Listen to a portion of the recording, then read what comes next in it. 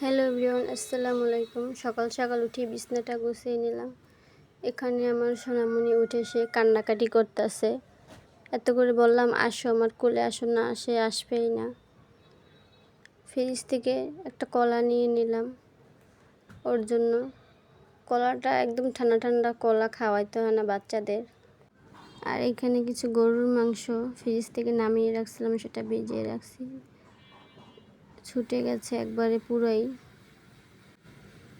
আর এখানে কিছু পোলাও চাল নামিয়ে রাখছিলাম, সেটা চুলার নিচে দিয়েছিলাম একটু গরম হওয়ার জন্য। দেখলাম ভালোই সুন্দর একটা ঘ্রাণ আসতেছে।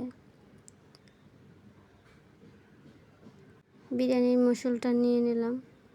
আজকে বিরিয়ানি পাকাবো, তার জন্য মশলাটাও বের করে আনলাম। কিছু শসাও কেটে নেব, আগে থেকে কেটে গুছিয়ে